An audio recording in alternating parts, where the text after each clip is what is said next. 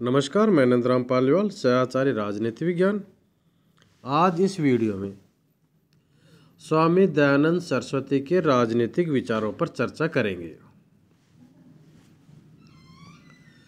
स्वामी दयानंद सरस्वती ने व्यवस्थित रूप से किन्हीं राजनीतिक विचारों का प्रतिपादन नहीं किया, अपितु उन्होंने मनुष्य के जीवन के उद्देश्यपूर्ण संचालन के लिए एक समग्र आचार संहिता प्रस्तुत की तो उसी के एक अंग के रूप में राजनीतिक प्रणाली के सैद्धांतिक, संस्थागत और व्यवहारिक पक्षों पर प्रकाश डाला। उन्होंने राज्य की उत्पत्ति है, राज्य के कार्य क्या है आदि प्रश्नों की कोई सप्रसंग व्याख्या या व्यवस्थित मीमांसा नहीं की है, किंतु राज्य के प्रयोजन, राज्य के संगठन, राजकीय शक्ति का प्रयोग करने वालों पर किस प्रकार से नियंत्रण रखा जाए, राज्य की सुरक्षा, आइन आदि के विषय में स्पष्ट दृष्टिकोण का उन्होंने प्रतिपादन किया।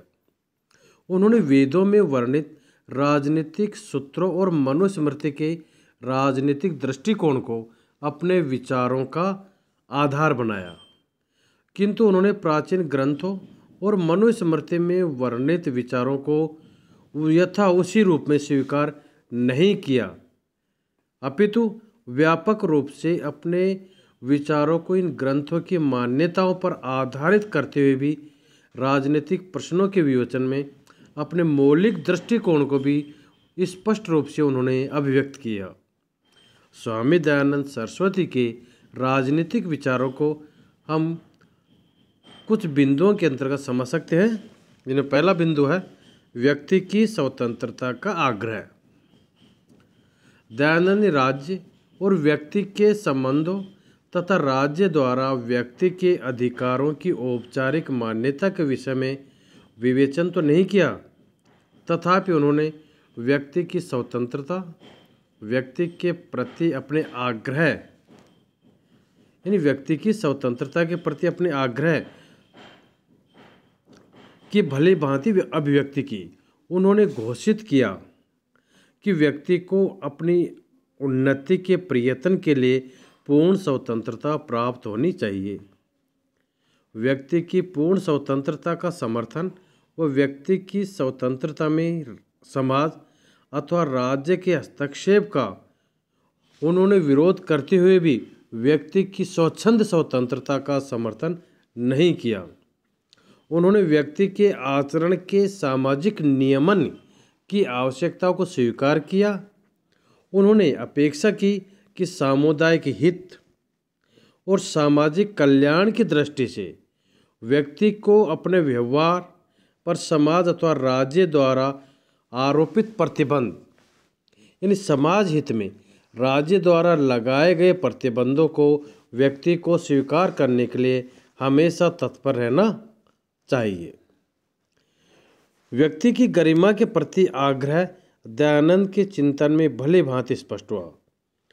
व्यक्तियों की अनिवार्य समता, सभी व्यक्तियों के लिए शिक्षा के समुचित अवसरों के समर्थन में व्यक्ति की कर्तव्य पालन व निर्भीकता तथा अन्याय के प्रतिकर के लिए बड़ी से बड़ी शक्ति संघर्ष करने की क्षमता की अपेक्षा करके उन्होंने व्यक्ति की गरिमा के प्रति अपने आग्रह को रेखांकित किया।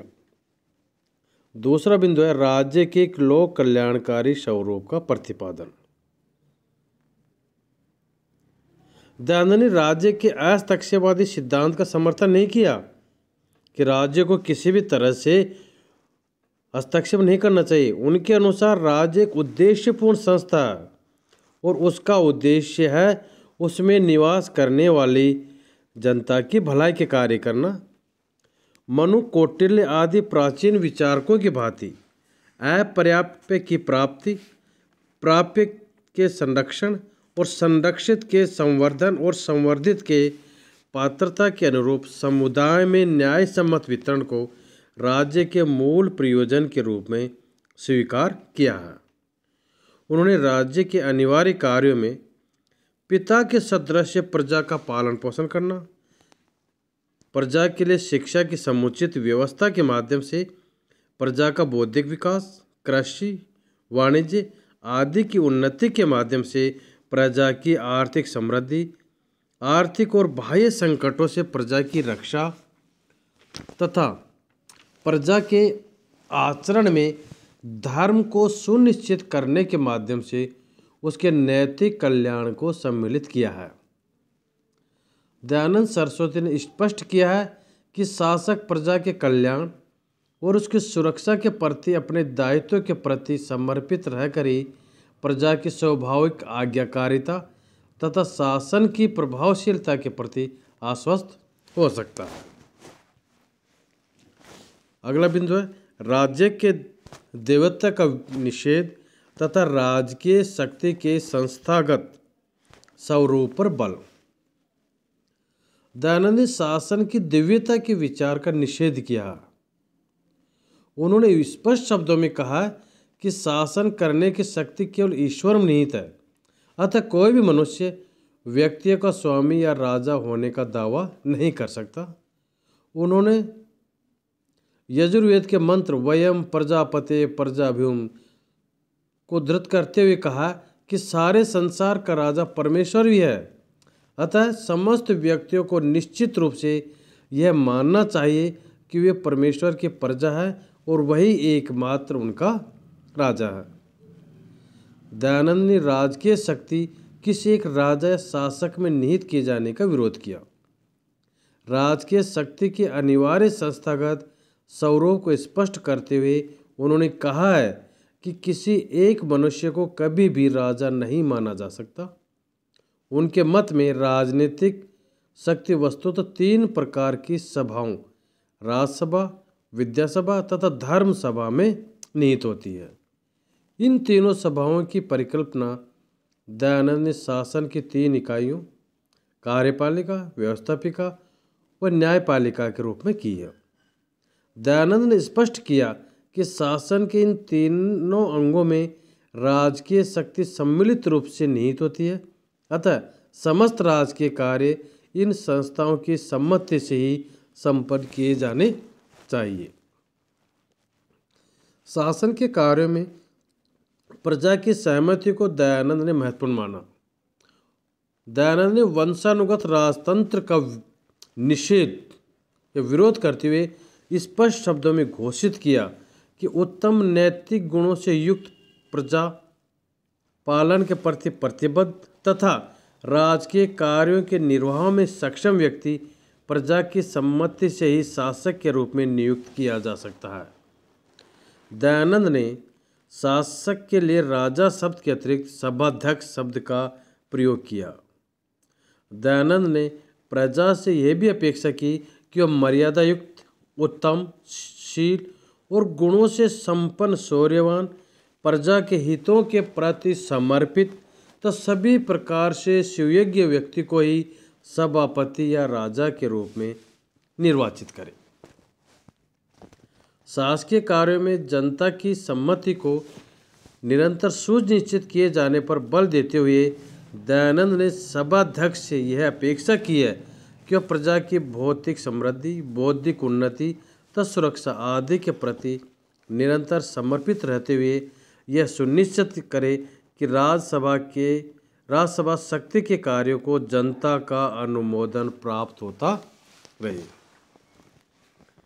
अगला बिंदु है विधि का शासन। दयानंद ने घोषित किया कि शासन का आधार केवल शक्ति को नहीं बनाया जा सकता। उनके अनुसार धर्म और विधि बल के आधार पर ही शासकीय शक्ति का प्रयोग उचित है। दयानंद ने स्पष्ट किया कि शासन केवल बौद्धिक बल के आधार पर ही अपने आदेशों की प्रभावशीलता को सुनिश्चित नहीं कर सकता। उन्होंने कहा कि भौतिक शक्ति, प्रबुद्ध विवेक पर आधारित विधि तथा न्याय, इन तीनों मिलकर ही राज्य की संप्रभु शक्ति को व्यक्त करते हैं। दयानंद ने स्पष्ट किया कि शासक और प्रजा दोनों को ही विधि के सर्वोच्च सिद्धांतों के अधीन रहना चाहिए। धर्म को राजकीय शक्ति के प्रयोग का मापदंड मानते हुए उन्होंने प्रतिपादित किया कि राजकीय शक्ति के मूल में धर्म का नैतिक बल और भौतिक शक्ति का संयोग होना चाहिए।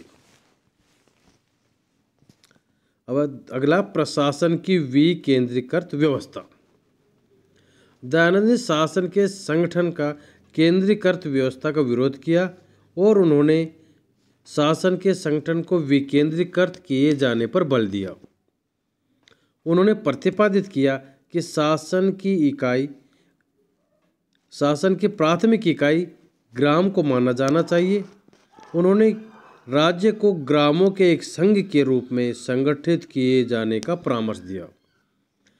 मनुस्मृति से उदाहरण देते हुए उन्होंने मत व्यक्त किया कि शासन को ग्रामों की श्रृंखला के रूप में विकेंद्रीकृत आधार पर संचालित किया जाना चाहिए। उन्होंने सुझाव दिया कि प्रशासन की प्राथमिक इकाई ग्राम के कार्यों के संचालन के लिए ग्रामपति को उत्तरदायी बनाना चाहिए।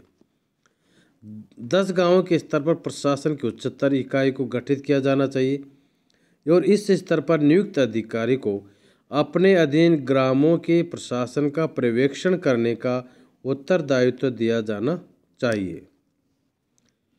उनका मत है कि 20 ग्रामों के प्रशासक को 10 ग्रामों के 2 प्रशासकों के कार्यों के पर्यवेक्षण के लिए उत्तरदायी बनाया जाना चाहिए। उनके अनुसार 20 गांवों के संगठन के ऊपर 100 ग्रामों का एक संगठन होना चाहिए और 100 ग्रामों के अधिपति के अधीन 20-20 ग्रामों के 5 प्रशासक होने चाहिए। उन्होंने सुझाव दिया कि 100 ग्रामों के संगठन के ऊपर सहस्त्र ग्रामों का संगठन होना चाहिए। सहस्त्र ग्रामों के संगठन के लिए नियुक्त अधिकारी को उसके अधीन आने वाले 100 ग्रामों के 10 अधिपतियों के कार्यों का पर्यवेक्षण का उत्तरदायित्व प्रदान किया जाना चाहिए।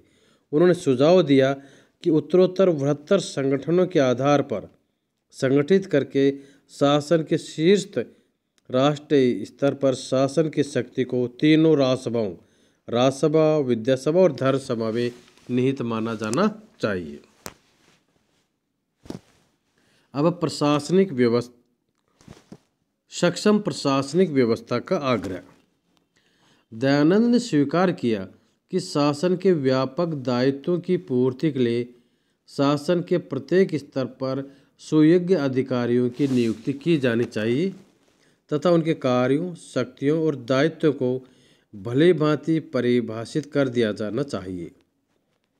दयानंद का मत है कि कानून व्यवस्था के निर्वाह, प्रजा के पालन के लिए विभिन्न गतिविधियों को संपन्न करने तथा प्रजा की सुरक्षा तथा न्याय के प्रशासन आदि कार्यों को संपन्न करने के लिए समुचित संख्या में सुयोग्य पदाधिकारी नियुक्त किए जाने चाहिए। दयानंद ने शासकीय पदाधिकारियों की योग्यताओं में ज्ञान, पवित्रता, निरालस्य, निष्ठा और प्रजा के हितों के प्रति संवेदनशीलता को विशेष महत्व प्रदान किया है। अब न्याय व दंड। दयानंद ने न्याय को राज्य के दायित्व में महत्वपूर्ण माना। दयानंद ने स्पष्ट किया कि सज्जनों की सुरक्षा और दुष्टों के दमन के राज्य की दांडिक शक्ति के अनुचित प्रयोग के द्वारा ही शासन सामाजिक व्यवस्था को सुचारू रूप से संचालित करने में सक्षम होता है। मनुस्मृति को उद्धृत करते हुए दयानंद ने अपेक्षा की है कि न्यायिक शक्ति का उपयोग धर्म के अनुकूल व पक्षपात मुक्त होकर किया जाना चाहिए। दयानंद सरस्वती ने राज्य की न्यायिक शक्ति अकेले शासक में निहित नहीं की। उन्होंने स्पष्ट किया कि न्यायिक शक्ति का उपयोग सुयोग्य विद्वानों द्वारा गठित धर्म सभा द्वारा किया जाना चाहिए।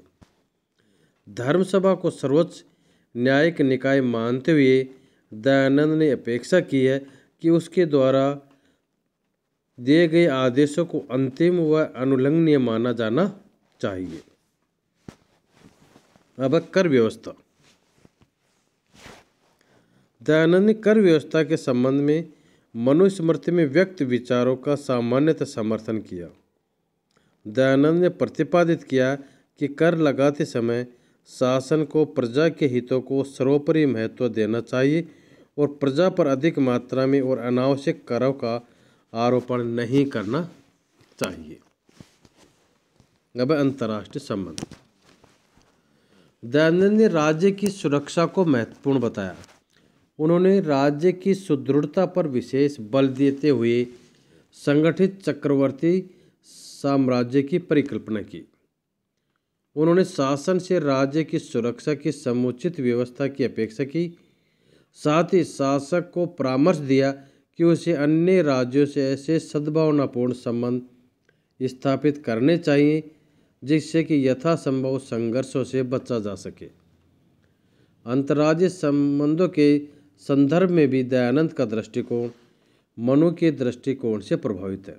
उन्होंने अंतर्राज्यीय नीति के निर्धारण के लिए शासक उपायों साम दान दंड भेद तत्षड्गुण नीति संधि विग्रह आसन यान संशय दैध्यभाव आदि का विवेक सम्मत रीति से उपयोग करने का परामर्श दिया। उन्होंने शासन से अपेक्षा की कि सुदृढ़ दूत व्यवस्था और गुप्तचर व्यवस्था का संगठन करे ताकि उसे राज्यों की गतिविधियों आदि का निरंतर ज्ञान होता रहे तथा प्राप्त सूचनाओं के अनुरूप वह अपनी नीतियों को अधिक व्यवहारिक कार्यसाधक व तर्कसंगत बना सके। धन्यवाद।